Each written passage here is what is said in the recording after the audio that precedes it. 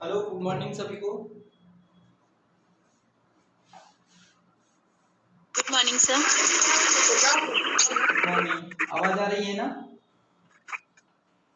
जी sir, आ रही है।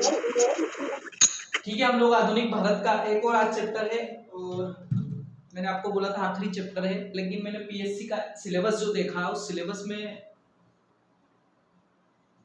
Board दिख रहा है। जी हाँ सर। ओके। मैंने पीएससी का सिलेबस देखा तो उसमें एक टॉपिक और है लास्ट में, मध्य प्रदेश का स्वतंत्रता के बाद, सॉरी, भारत का स्वतंत्रता के बाद एक तरीके से गठन और इस प्रकार की बात उसमें की गई, तो उसमें बहुत सारी चीजें आएंगी, उसको भी हम लोग देखेंगे। उसमें जम्मू कश्मीर, हैदराबाद और जो जूनागढ़ रियासत है उसके बारे में क्वेश्चन उसमें है, तो उसको भी हम लोगों को देखना पड़ेगा क्योंकि वहां से भी क्वेश्चन आ सकता है कि सिलेबस का अंतिम पॉइंट जो है इतिहास का वो वही है। आप लोगों को बोर्ड दिख रहा है? हेलो। हाँ सर, दिख रहा है। ओके, तो हम लोग आज देखते हैं, देखो, स्वतंत्रता आंदोलन में महात्मा गांधी की भूमिका। और महात्मा गांधी की भूमिका में याद रखिएगा बहुत सारे क्वेश्चन आते हैं यहाँ से, मतलब हम ये कह सकते हैं कि जब भी गांधी जी से संबंधित कोई सा भी क्वेश्चन आता है तो वो क्वेश्चन हमको जरूर लगता है कि सरल है, लेकिन कभी कभी क्या होता है कि हम उसको बहुत सरल मानकर गलत कर जाते हैं, और ऐसा अक्सर सभी के साथ होता है। आप या मैं अकेला उसमें नहीं है। हम ऐसा मानते हैं कि गांधी जी का जो क्वेश्चन है हमसे गलत नहीं होगा, लेकिन वहीं पर हमसे वो गलत हो जाता है। तो इसलिए कोशिश कीजिएगा कि यहाँ से जो क्वेश्चन आए वो उसको हम गलत ना कर पाए। तो ये टॉपिक का नाम दिया है राष्ट्रीय आंदोलन में महात्मा गांधी की भूमिका, और उस भूमिका में उनके द्वारा जो दिए गए आंदोलन है उसमें चंपारण सत्याग्रह, खेड़ा सत्याग्रह, अहमदाबाद मिल मजदूर, रोलेट एक्ट के विरोध में जलियांवाला बाग, असहयोग आंदोलन, खिलाफत आंदोलन, चोरा चोरी कांड में असहयोग आंदोलन की वापसी, सविनय अवज्ञा आंदोलन और भारत छोड़ो आंदोलन, ये सारे के सारे जो आंदोलन उनके द्वारा किए गए उसमें क्या क्या क्वेश्चन बनते हैं पीएससी और वनडे एग्जाम में, उसके आधार पर हम लोग इस टॉपिक को आज देखेंगे। तो देखो, आपने देखा होगा कि महात्मा गांधी का जो जन्म था 2 अक्टूबर 1869 को गुजरात के पोरबंदर जगह पर हुआ था। उनके पिता जो थे वो राजकोट में दीवान थे, आप लोग सब जानते हैं, जिनका नाम करमचंद गांधी था। उनकी माता का नाम पुतलीबाई था, ये भी आप जानते हो। उनकी वाइफ का नाम कस्तूरबा था, आप ये भी जानते हो। निश्चित रूप से महात्मा गांधी के बारे में हम लोग बहुत सारी चीजें जानते हैं क्योंकि वो राष्ट्र पिता के नाम से संबोधित किए जाते हैं, लेकिन जो क्वेश्चन आते हैं वो इतने सरल भी नहीं आते हैं। तो उनके द्वारा जो दिए गए आंदोलन है, या मेंस में भी इनके बारे में क्वेश्चन आता है। असहयोग आंदोलन के बारे में लिखिए, जलियांवाला बाग, सॉरी, दांडी यात्रा है उसके बारे में लिखिए, गांधी इरविन समझौता लिखिए, भारत छोड़ो आंदोलन को समझाइए, या सविनय अवज्ञा आंदोलन को समझाइए, या खेड़ा आंदोलन को समझाइए। इस टाइप से क्वेश्चन आते रहे। तो हम लोग सबसे पहले देखेंगे चंपारण सत्याग्रह। हालांकि जब हम लोग एक्ट और वायसराय वगैरह पढ़ रहे थे तो मैंने आपको उसमें बताया था कि चंपारण सत्याग्रह था। चंपारण सत्याग्रह से क्वेश्चन जो आते हैं, चंपारण सत्याग्रह कब हुआ था? 1917 में हुआ था। चंपारण कहां पर है? तो बिहार में एक जिला है, याद रखिएगा। चंपारण सत्याग्रह चंपारण कहां पर है? तो चंपारण जो है वो बिहार में एक जगह है। और वहां से क्या क्या क्वेश्चन आता है? तो चंपारण जो है वो महात्मा गांधी का पहला सत्याग्रह था, ऐसा याद रखिएगा। महात्मा गांधी का पहला सत्याग्रह था। और उससे क्वेश्चन भी यही आता है कि चंपारण सत्याग्रह में गांधी जी क्यों गए थे? तो चंपारण में जो अंग्रेज थे वो वहां पर नील की खेती को उन्होंने अनिवार्य कर रखा था, जिसे हम 3 गठिया पद्धति के नाम से जानते हैं। तो जब उन्होंने नील की खेती को वहां पर अनिवार्य कर रखा था तो किसान लोग अपनी जो उपज थी उसका लाभ भी नहीं ले पाते थे, और नील की खेती जो रहती थी उसको अंग्रेज अपने देश ले जाते थे। तो उसके खिलाफ, अंग्रेजों के खिलाफ, वहां का जो एक स्थानीय नेता था जिसे हम रामचंद्र शुक्ल के नाम से जानते हैं, उन्होंने गांधी जी को आह्वान किया। और चूंकि गांधी जी को वो इसलिए जानते थे क्योंकि वो दक्षिण अफ्रीका में जब रहते थे तो उन्होंने वहां पे स्वतंत्रता के लिए कई सारे छोटे छोटे मूवमेंट किए थे, तो उनको पहले से चीज पता थी। तो जब भारत में गांधी जी आए 9 जनवरी 1915 को, तो उन्होंने यहाँ के मूवमेंट में उनको शामिल करने के लिए 1917 में रामचंद्र शुक्ल ने उनको इनवाइट किया था। तो यहाँ से चंपारण सत्याग्रह से क्वेश्चन ये आता है कि किस व्यक्ति ने चंपारण सत्याग्रह के लिए उन्हें आमंत्रित किया था, तो रामचंद्र शुक्ल ने किया था। चंपारण में किस लिए आंदोलन हुआ था? तो 3 कटिया पद्धति जो था या 3/20 भाग पर नील की खेती जो थी वो अनिवार्य थी, और इसीलिए गांधी जी ने चंपारण सत्याग्रह किया था। चंपारण सत्याग्रह उनका पहला सत्याग्रह था, और पहला सत्याग्रह ही उनका क्या हुआ था, एक तरीके से सफल हुआ था, क्योंकि अंग्रेजों ने उनकी बात मानकर जो नील की खेती अनिवार्य थी उसको क्या कर दिया था, सहमति के आधार पर खत्म कर दिया था। तो ये है उनका चंपारण सत्याग्रह, याद रखिएगा 1917, बिहार की एक जगह है। इसमें कोई दिक्कत है? हम लोग आगे बढ़ सकते हैं। हेलो,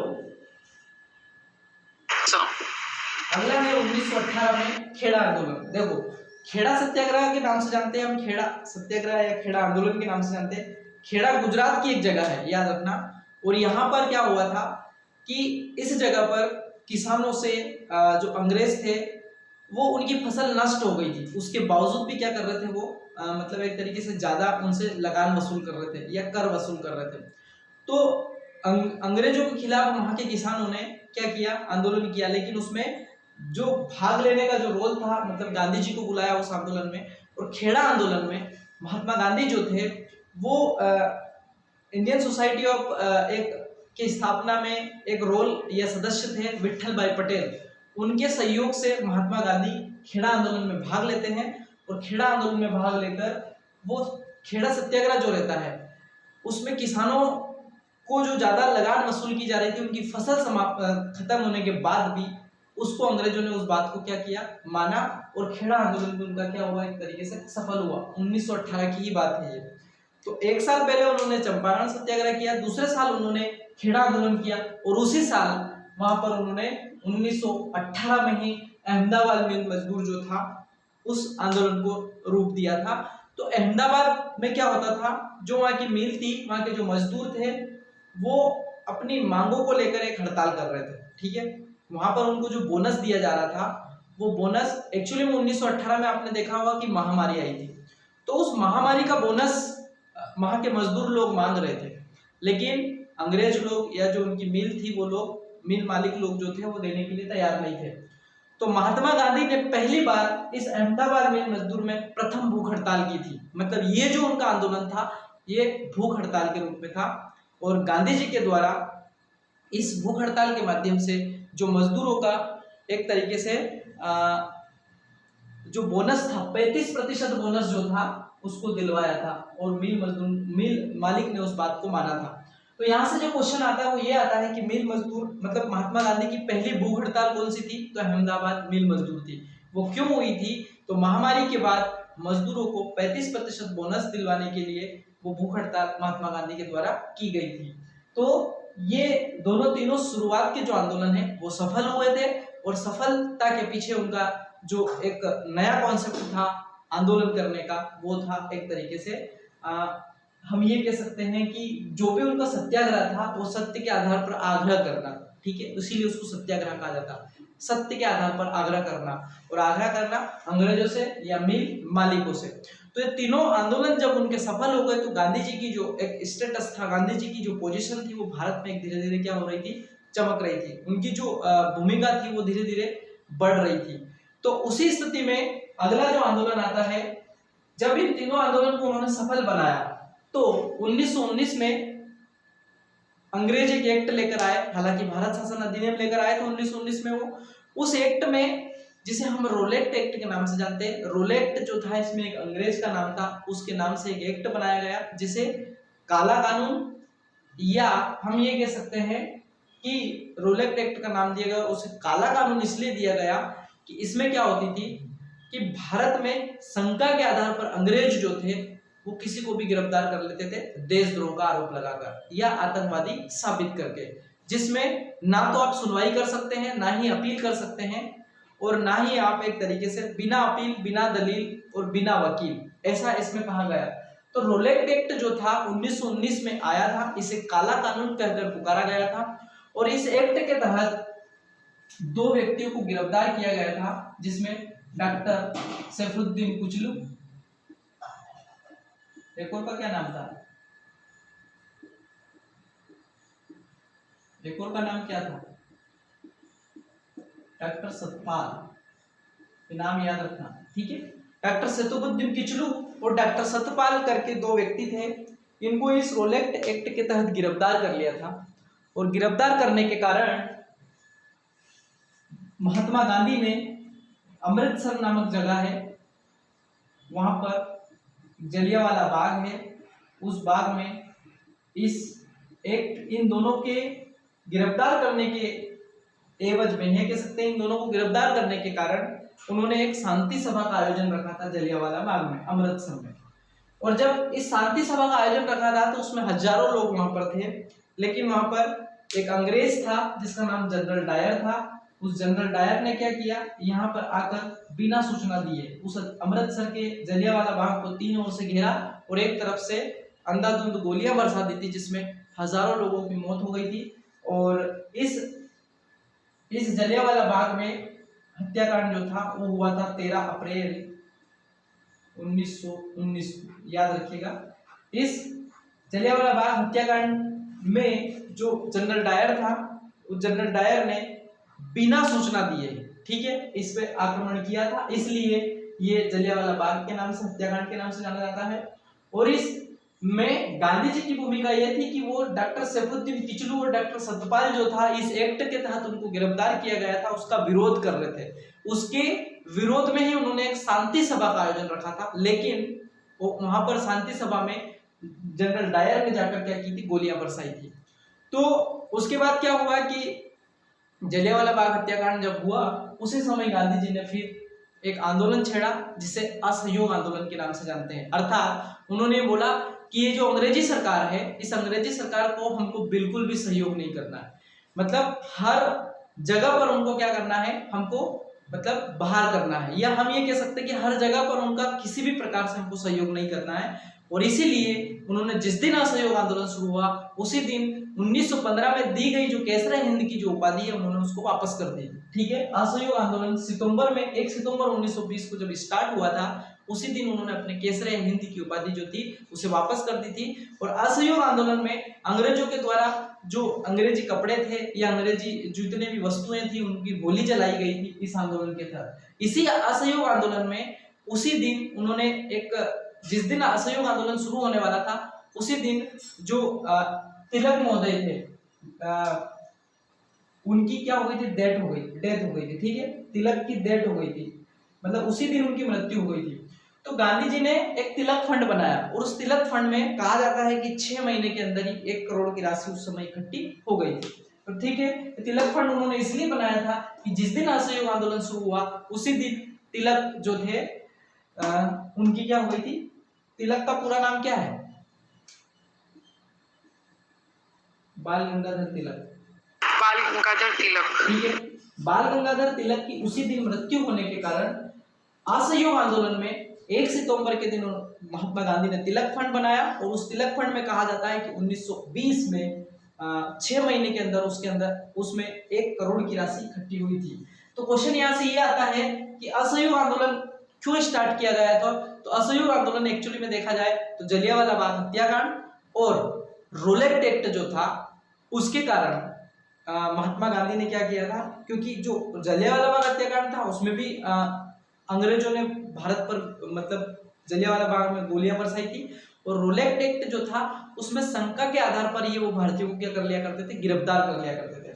तो इसलिए असहयोग आंदोलन महात्मा गांधी के द्वारा शुरू किया गया और जिस दिन स्टार्ट होने वाला था उसी दिन बाल गंगाधर तिलक की मृत्यु होने के कारण उन्होंने तिलक फंड बनाया था, जिसमें 1 करोड़ की राशि 6 महीने के अंदर इकट्ठी हुई थी, ऐसा इसमें इस आंदोलन के तहत। और क्वेश्चन यहाँ से आता है कि ये कब स्टार्ट हुआ था, तो सितंबर 1920 में स्टार्ट। अब असहयोग आंदोलन जो था उसमें मैंने आपको बताया कि उसमें विदेशी वस्तुओं की गोलियां जलाई गई, कपड़ों को जलाया गया था, जो उपाधियां दी गई थी अंग्रेजों के द्वारा वो वापस की गई थी। रविंद्रनाथ टैगोर ने नाइटहुड की जो उपाधि थी उसे वापस कर दी थी।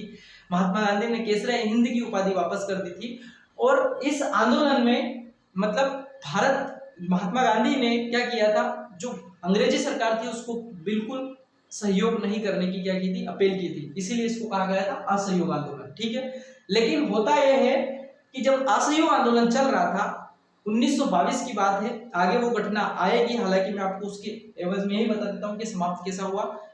5 फरवरी का दिन था, 1922 का सन था, और गोरखपुर के पास में एक चोरा चोरी नामक जगह थी, ठीक है, याद रखिएगा, उत्तर प्रदेश की बात है।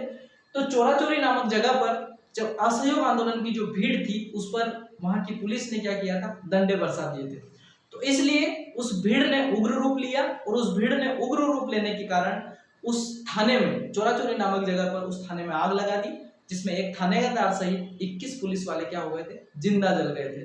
तो ये जो अहिंसक आंदोलन था, असहयोग आंदोलन, ये हिंसा का रूप उसने ले लिया था। इसलिए महात्मा गांधी ने 12 फरवरी 1922 को इस असहयोग आंदोलन को पुनः ले लिया और इस आंदोलन को वापस लिया, और अंग्रेजी सरकार ने महात्मा गांधी पर यह आरोप लगाया कि आपने शांति जो व्यवस्था थी उसमें हिंसा हुई है, इसलिए आपको गिरफ्तार किया जाता। और मार्च 1922 को उनको गिरफ्तार करके उनको जेल में डाल दिया गया। 6 वर्ष की जेल हुई उनको, लेकिन स्वास्थ्य कारणों को लेकर 1924 में उन्हें फिर से जेल से रिहा कर दिया गया। तभी उन्होंने अपनी एक पुस्तक लिखी थी, सत्य के साथ मेरे प्रयोग, जेल में रहकर। उसका प्रकाशन 1925 में हुआ था। तो असहयोग आंदोलन से क्या क्या क्वेश्चन आते हैं, असहयोग आंदोलन कब स्टार्ट हुआ, असहयोग आंदोलन कब समाप्त हुआ, असहयोग आंदोलन किस घटना के कारण समाप्त हुआ, असहयोग आंदोलन में मतलब एक तरीके से असहयोग आंदोलन के बाद महात्मा गांधी ने कौन सी पुस्तक लिखी थी। तो ये सारे क्वेश्चन जो है असहयोग आंदोलन से आते हैं। तिलक फंड की स्थापना कब हुई थी, तिलक फंड में कितनी राशि इकट्ठी हुई थी, ये सारे के सारे क्वेश्चन इस आंदोलन से आए हैं और आते रहे हैं, ठीक है। तो ये है असहयोग आंदोलन। इससे ज्यादा डिटेल बताना है क्या, आप थोड़ा सा बताएं, या हमको फैक्चुअल तो इतना ही बहुत है, आप आगे बोलो जो भी है। हेलो, फैक्चुअल चीजें इतनी फैक्ट तो यही आते हैं सर, एग्जाम की तरफ वही से फैक्ट तो यही रहता है। ऐसा अगर हम उसको एक एक बार में लिखने में लगे तो हम पर्सनल 500 शब्द लिख सकते हैं, ठीक है। लेकिन चूंकि हमको फैक्चुअल चीजें चाहिए तो फैक्चुअल चीजें यही है, ठीक है। अब हम लोग आते हैं खिलाफत आंदोलन। तो देखो, खिलाफत आंदोलन की नींव ऐसा है कि खिलाफत आंदोलन में याद रखिएगा, यहाँ से 1919 है, ये भी 1919 है।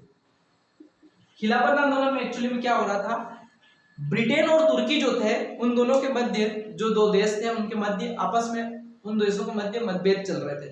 और तुर्की में एक खलीफा रहता था जो कि पूरे विश्व के मुस्लिम समुदाय जो थे उसका मतलब एक धर्म गुरु के रूप में जाना जाता था। जिसे हम उस समय जो था वो कमाल पाशा जो था वो तुर्की का खलीफा था, ठीक है। और वो ही पूरे विश्व के मुस्लिमों के लिए क्या माना जाता था, एक तरीके से खलीफा माना जाता था।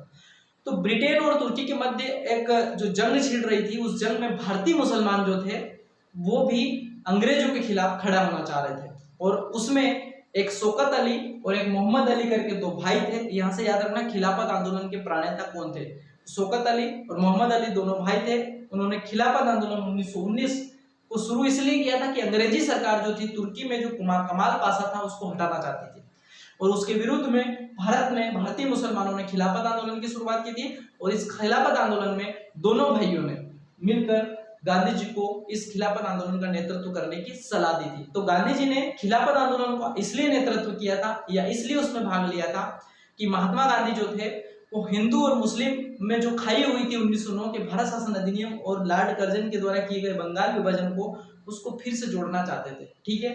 तो इसीलिए महात्मा गांधी ने खिलाफत आंदोलन में जाकर उसमें अपनी भूमिका अदा की और उन्होंने कहा कि हम हिंदू और मुस्लिमों को एक मंच पर ला सकते हैं। तो इस खिलाफत आंदोलन में शौकत अली और मोहम्मद अली के नेतृत्व में और महात्मा गांधी की भूमिका में ये खिलाफत आंदोलन जो था ये चल रहा था 1924 में। लेकिन क्या हुआ कि तुर्की का जो खलीफा था कमाल पाशा, उसको तुर्की की जनता ने ही हटा दिया। इसलिए जो खिलाफत आंदोलन था 1924 में जाकर क्या हो गया, लगभग समाप्त हो गया। लेकिन इसमें भी गांधी जी की भूमिका थी। तो यहाँ से क्वेश्चन आता, खिलाफत आंदोलन कब हुआ, 1919 में हुआ। इसकी भूमिका में कौन कौन है, तो शौकत अली और मोहम्मद अली दोनों भाई थे, ठीक है।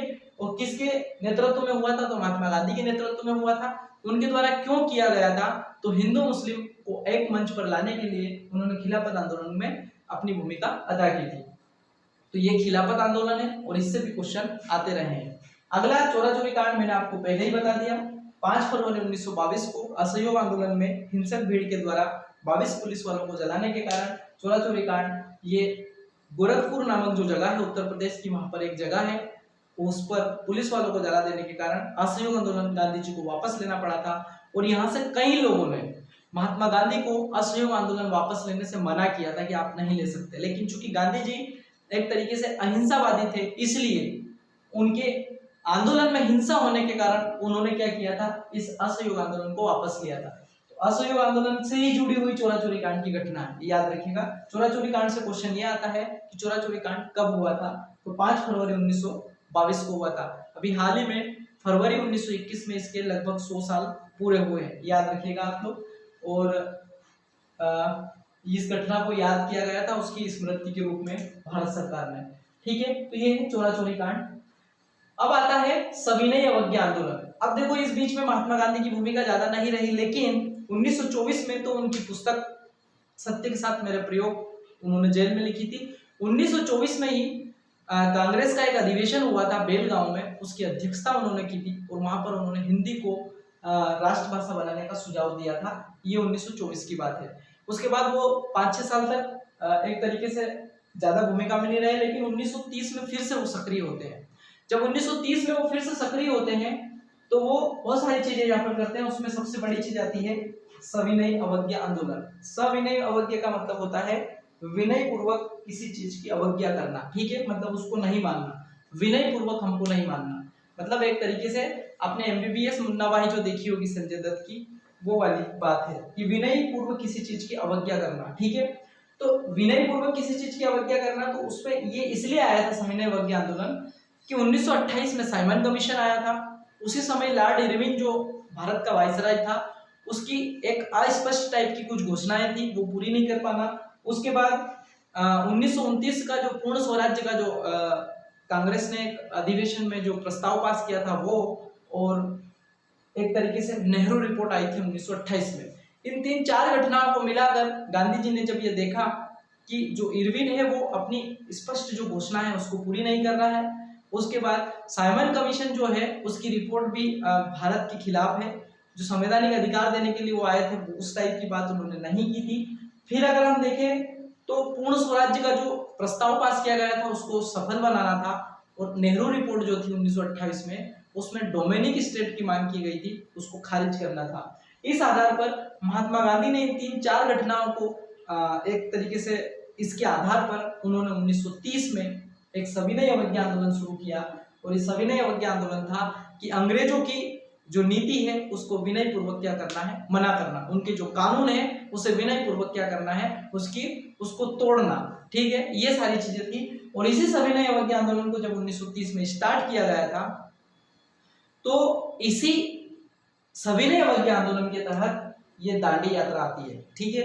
सविनय अवज्ञा आंदोलन के तहत 12 मार्च 1930 को महात्मा गांधी ने अपने 78 अनुयायियों के साथ, ठीक है, साबरमती से क्या किया था, एक दांडी यात्रा की शुरुआत की थी। और ये दांडी यात्रा 6 अप्रैल 1930 को जब दांडी नामक जगह पर समुद्र में पहुंचे और उन्होंने नमक का एक तरीके से कानून को क्या किया था, तोड़ा था। तो दांडी यात्रा जो है वो सविनय अवज्ञा आंदोलन का एक पार्ट है, याद रखिएगा। यहाँ से क्वेश्चन ये आता है कि सविनय अवज्ञा आंदोलन कब स्टार्ट हुआ, 1930 में हुआ। दांडी मार्च कब स्टार्ट हुई, 1930 में ही 12 मार्च 1930 को शुरू हुई। कब समाप्त हुई, 6 अप्रैल 1930 को समाप्त हुई। कितने लोग इसमें शुरुआत में शामिल थे, 78 लोग इसमें शुरुआत में शामिल थे। फिर क्वेश्चन यहाँ से आता है कि जब दांडी यात्रा में गांधी ने जो नमक कानून तोड़ा था, वो नमक कानून इसलिए तोड़ा था कि नमक का जो भाव था या नमक बनाने का जो अधिकार था भारतीयों का समुद्र किनारे, वो अंग्रेज ने एक तरीके से उस पर कर बढ़ा दिया था। उसके बढ़ाने के पीछे बहुत सारे कारण थे। गांधी जी ने क्या किया था कि जो अंग्रेज लोग थे यहाँ से अपने जहाज से भारत के माल को अपने जहाज के माध्यम से ले जाते थे। अब इधर से तो उनका जहाज भरा हुआ रहता था तो समुद्र में दिक्कत नहीं आती थी, लेकिन उधर से उनको खाली जहाज लाना पड़ता था। तो समुद्र में वो एक तरीके से वो जो था वो चांस रहते थे हवा वगैरह में कि वो मतलब एक साथ डूबने के चांस रहते थे। तो वो उधर से क्या करते थे कि जो ब्रिटेन में बनने वाला जो नमक थे उसके बड़े बड़े बोरे जो रहते थे वो उसमें डाल के लेके मतलब एक तरीके से भारत में ले आते थे। तो अब उनको ये था कि उस जहाज को लाने के लिए जो बोरे रखे गए थे उस नमक को भारत में बेचना, इसलिए उन्होंने भारतीय जो नमक बनाते थे उस पर प्रतिबंध लगा दिया था या उस पर कर बढ़ा दिया था। तो उस थैले वाले नमक को बेचने के लिए उन्होंने क्या किया, यहाँ पर प्रतिबंध लगाया और इसीलिए उन्होंने कानून बना दिया था। इसलिए कहा जाता है कि महात्मा गांधी ने कानून तोड़ा और भारतीयों को सस्ता नमक खिलाने के लिए उन्होंने एक तरीके से मतलब सस्ता नमक दिलवाने में महत्वपूर्ण भूमिका निभाई। तो ये अंग्रेज इस टाइप की चाल चलते थे कि वहां के लाए हुए बोरे भर के नमक को वो यहाँ पर बेचते थे और वो भी ज्यादा भाव पर बेचते थे। ठीक है, तो सविनय अवज्ञा आंदोलन का ही एक पार्ट है। कोई बोलना चाह रहा है? हेलो, कोई क्वेश्चन है किसी का? दोनों क्या? हेलो, आप लोगों का माइक चालू है इसका? तो यहाँ तक किसी कोई दिक्कत है? दांडी यात्रा दोनों एक। हेलो, हम लोग फिर आगे चलते हैं। यहाँ तक किसी को कोई समस्या है? छोटे छोटे टॉपिक है और इसमें से क्वेश्चन बहुत सारे बनते हैं। ठीक है, तो ये हुआ आपका सविनय अवज्ञा आंदोलन। इसी में एक चीज याद रखिएगा कि जब सविनय अवज्ञा आंदोलन चल रहा, आवाज आ रही है ना? हेलो, जी सर आ रही है। सविनय अवज्ञा आंदोलन जब चल रहा था 1930 में, उस समय लॉर्ड इरविन जो था वो भारत का वायसराय था और उस समय महात्मा गांधी ने जो एक गांधी इरविन समझौता जो है 5 मार्च 1931 को ये हुआ था, लेकिन उसके पहले गोलमेज सम्मेलन की नींव रखी गई थी। 3 गोलमेज सम्मेलन, और गोलमेज सम्मेलन इसलिए रखे गए थे कि साइमन कमीशन जब भारत में आया था उसने अपनी जो रिपोर्ट तैयार की थी उस आधार पर भारतीयों को एक तरीके से कुछ संवैधानिक अधिकार देना था। तो 3 गोलमेज सम्मेलन हुए थे, सितंबर 1930, नवंबर 1931 और दिसंबर 1932। ये 3 गोलमेज सम्मेलन हुए थे। उस गोलमेज सम्मेलन से क्वेश्चन आते हैं कि गोलमेज सम्मेलन का मतलब है लंदन में गोलमेज पर सम्मेलन हुआ था जिसमें कांग्रेस को उन्होंने आमंत्रित किया था, लेकिन प्रथम गोलमेज सम्मेलन में कांग्रेस ने भाग नहीं लिया, डॉक्टर भीमराव अंबेडकर ने भाग लिया था। द्वितीय गोलमेज सम्मेलन में महात्मा गांधी ने भाग लिया था। एसएस राजपुताना नामक जहाज से महात्मा गांधी लंदन गए थे और उसके बाद एनी बेसेंट और मदन मोहन मालवीय, पंडित मदन मोहन मालवीय, ये लोग जो थे ये लोग अपने पर्सनल जहाज से वहां पर गए थे। तो द्वितीय गोलमेज सम्मेलन में गांधी जी ने भाग लिया था, कांग्रेस ने भाग लिया था, लेकिन वहां पर सांप्रदायिक प्रचंड होने के कारण रेमजे मैकडोनाल्ड जो था उस समय ब्रिटेन का प्रधानमंत्री था, उस प्रचंड के कारण वो सम्मेलन जो था वो भी असफल हुआ और तृतीय गोलमेज सम्मेलन भी असफल हुआ, उसमें कांग्रेस ने भाग नहीं लिया था। क्वेश्चन यहाँ से आता है कि किस गोलमेज सम्मेलन में महात्मा गांधी ने भाग लिया था? तो द्वितीय गोलमेज सम्मेलन में गांधी जी ने भाग लिया था। ठीक है, याद रखना। किस जहाज से गए थे वो? तो एसएस राजपुताना नामक जहाज से वो अकेले, मतलब एक तरीके से वो पर्सनल गए थे, जबकि एनी बेसेंट मतलब वो शासकीय यात्रा पे गए थे, जबकि एनी बेसेंट पंडित मदन मोहन मालवीय जो थे ये अपने पर्सनल जहाज से, या हम कह सकते हैं कि अपने खर्चे पे लोग गए थे। तो गांधी इरविन समझौते में गांधी जी ने 11 सूत्री मांग रखी थी। उसमें 2-3 मांगे ये थी कि राजनीतिक जो कैदी थे अंग्रेजों ने जो गिरफ्तार किए थे उनको छोड़ा जाए, नमक कानून हटाया जाए और जो भारतीयों की मांगे हैं उनको पूरी की जाए। लेकिन गांधी जी ने इसमें एक गलती कर दी थी कि जो 3 लोग जो एक तरीके से राजनीतिक कैदी के रूप में थे, सुखदेव, भगत सिंह और ये लोग जो थे, इनके नाम उस राजनीतिक कैदियों में नहीं थे। इस कारण यहाँ पर महात्मा गांधी की आलोचना की जाती है और 23 मार्च 1931 को लाहौर में उन्हें फांसी दी गई थी। ठीक है, इस कारण गांधी जी को यहाँ पर एक तरीके से भारतीय जनता का जो एक तरीके से जो रुद्र रूप है वो मतलब झेलना पड़ा था। ठीक है, तो याद रखना गांधी इरविन समझौते में 11 सूत्री मांग थी, उसमें राजनीतिक कैदी को मतलब रिहा करना था, नमक कानून को तोड़ना था, वो बहुत सारी उसमें मांगे थी। तो गांधी इरविन समझौता ये याद रखना। यहाँ पर गोलमेज सम्मेलन याद रखना। अब जब बात आती है भारत छोड़ो आंदोलन की, तो देखो भारत छोड़ो आंदोलन, अब इस बीच में गांधी जी फिर बीच में क्या हो गए, एक तरीके से गोल हो गए, है ना, मतलब उन्होंने कोई ज्यादा रोल यहाँ पर अदा नहीं किया, लेकिन फिर से वो सक्रिय होते। भारत 1940 में एक अगस्त प्रस्ताव आया था, उस अगस्त प्रस्ताव के खिलाफ 1942 में उन्होंने भारत छोड़ो आंदोलन शुरू किया और ये उनका आखिरी और सबसे मजबूत आंदोलन था। इसलिए था क्योंकि उन्होंने आखिर अंग्रेजों को अल्टीमेट दिया था कि या तो आप भारत छोड़ दो या फिर उन्होंने भारतीयों को ये बोला था करो या मरो का नारा दिया था। तो भारत छोड़ो आंदोलन जो था वो 7 अगस्त के दिन ग्वालियर टैंक जो था मुंबई में, वहां पर कांग्रेस की वर्क कमेटी जो थी उस कमेटी ने अगस्त प्रस्ताव पास किया, जिसे हम अगस्त क्रांति के नाम से भी जानते हैं। और इसमें गांधी जी ने बोला था कि हम भारत से अंग्रेजों को छोड़ने के लिए, भारत छोड़ने के लिए मजबूर करेंगे। तो उन्होंने यहाँ से आह्वान किया, करो या मरो का नारा दिया था। 8 अगस्त 1942 की बात है, ठीक है। और यहाँ पर मौलाना अबुल कलाम आज़ाद, मौलाना अबुल कलाम, महात्मा गांधी और जितने भी नेता थे उनको सबको 7 अगस्त की रात को 0 आवर चलाकर अंग्रेजी सरकार ने क्या कर लिया, गिरफ्तार कर लिया। और बाकी यह जो आंदोलन था यह नेतृत्व विहीन हो गया था, ठीक है, नेतृत्व विहीन हुआ। लेकिन कांग्रेस रेडियो के माध्यम से, उषा मेहता करके जो एक लेडीज थी उसके माध्यम से नेतृत्व विहीन आंदोलन ये चला। उषा मेहता का 2012 में डेथ हुई है और आप लोगों को पता होगा वो सुभाष चंद्र बोस के साथ 1942 में उन्होंने भारत छोड़ो आंदोलन में उस रेडियो प्रसारण में भूमिका निभाई थी। ऐसा क्वेश्चन आता है, ठीक है, आया भी था।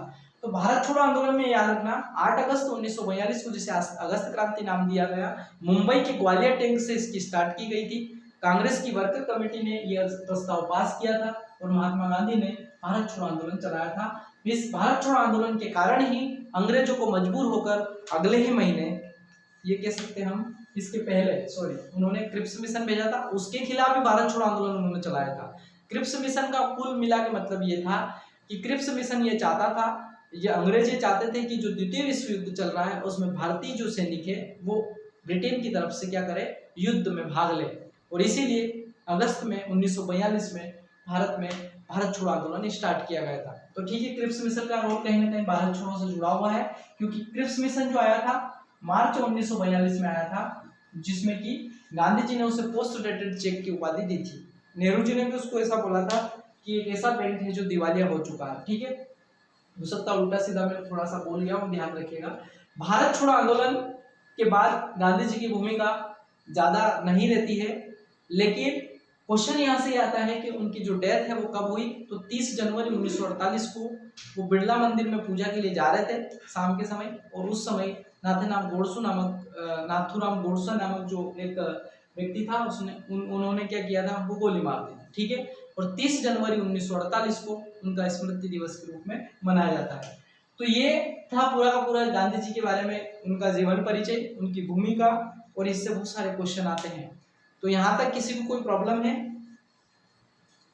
नहीं तो फिर हम लोग कुछ फैक्ट और हैं उनके, बढ़े आगे। हेलो बहुत सारे क्वेश्चन आते हैं, आप लोगों को थोड़ा सा पढ़ना पड़ेगा। मैंने आपको जो मुख्य पॉइंट्स हैं उसके बारे में हम लोगों ने बात की है।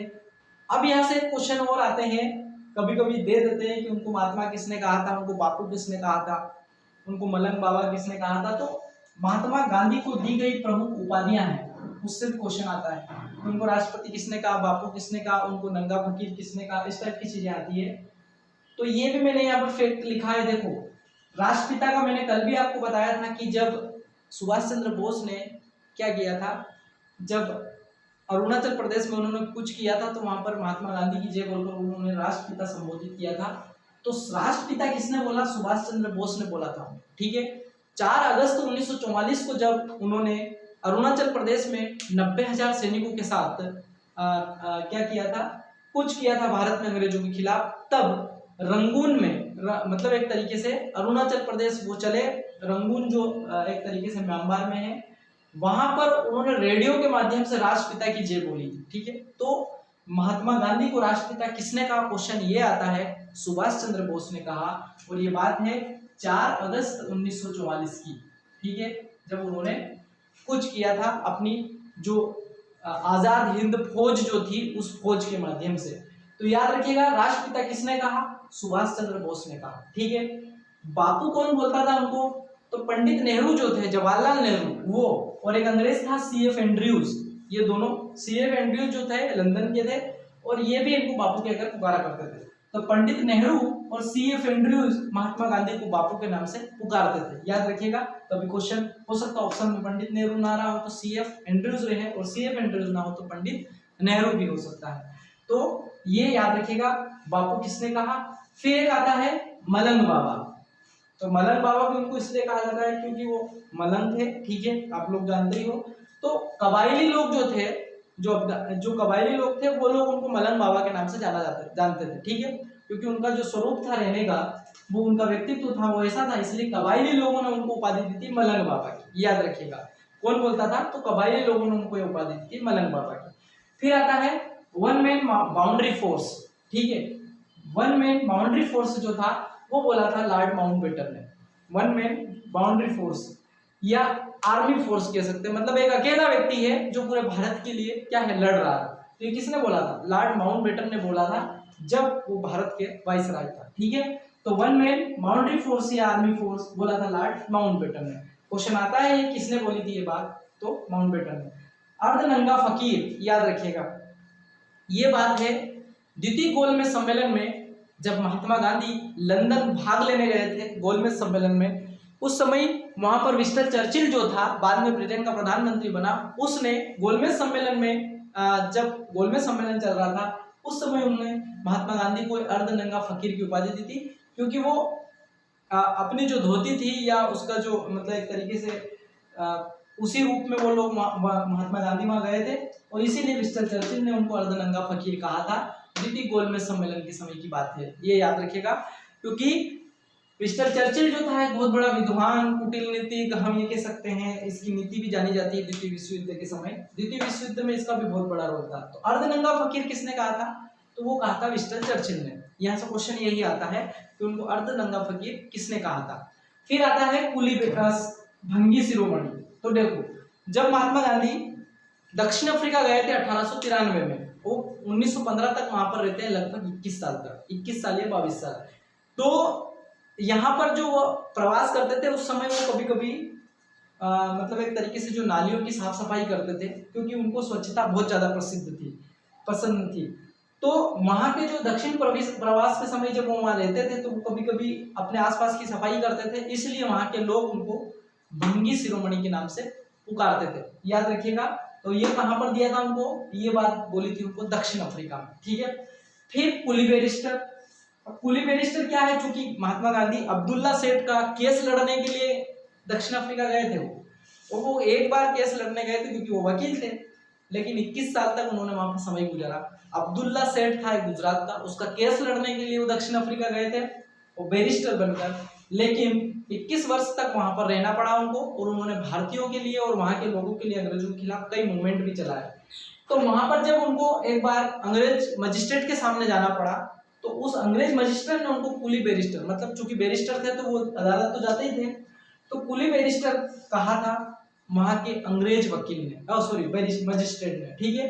तो कुली बैरिस्टर उनको किसने कहा था, दक्षिण अफ्रीका में एक अंग्रेज मजिस्ट्रेट ने, जब वो सुनवाई के लिए गए थे तो कुली बैरिस्टर उनको कहा करते थे लोग, ठीक है। तो कुली बैरिस्टर उनको कहा, और भंगी शिरोमणि दोनों उनको दक्षिण प्रवास के दौरान, दक्षिण अफ्रीका प्रवास के दौरान उनको ये उपाधियां मिली थी, ठीक है। अगला है भिखारियों का राजा। देखो, भिखारियों का राजा क्यों कहते थे, क्योंकि वो हमेशा अंग्रेजों से क्या करते थे, अपील के रूप में मांग करते थे कि हमको स्वतंत्रता दे दो। और ये बात कही थी बहुत अच्छे विद्वान पंडित मदन मोहन मालवीय ने, याद रखिएगा, भिखारियों का राजा पंडित मदन मोहन मालवीय, ठीक है। किसने बोला था, तो ये इन्होंने बोला था, और उन्होंने इसलिए क्योंकि उनकी जो उपाधि थी वो उपाधि इनको पंडित मदन मोहन मालवीय ने दी थी, याद रखिएगा, है ना, भिखारियों का राजा। अगला जो फैक्ट है इसमें, वो अगला फैक्ट है कि इनको केसरे हिंद, जो द्वितीय विश्व युद्ध जब चल रहा था, प्रथम विश्व युद्ध जब चल रहा था 1915 में, अंग्रेजों ने केसरे हिंद की उपाधि दी थी, इसलिए उनको केसरे हिंद के नाम से भी जाना जाता है। देशद्रोही फकीर, ये बात बोली थी विंस्टन चर्चिल ने, ठीक है। देशद्रोही वकील, ये याद रखिएगा, फकीर वो बोला था विंस्टन चर्चिल ने। और आखिरी उपाधि जो सबसे बड़ी उपाधि है, जिसे हम महात्मा के नाम से जानते हैं, महात्मा शब्द बोला था रविंद्रनाथ टैगोर ने। रविंद्रनाथ टैगोर ने उनको बोला था कि जब चंपारण सत्याग्रह जो था, उस चंपारण सत्याग्रह में उनकी भूमिका को देखते हुए रविंद्रनाथ टैगोर ने 1917 में उनको महात्मा की उपाधि दी थी। तो ये सारा का सारा जो बायोडाटा था महात्मा गांधी के ऊपर था, और आज का जो हमारा पूरा लेक्चर है वो पूरा महात्मा गांधी के ऊपर है। निश्चित रूप से आपको बहुत सारे फैक्ट यहाँ से समझ में आए होंगे। अगर आपको कोई प्रॉब्लम हो तो निश्चित रूप से आप बताइएगा। और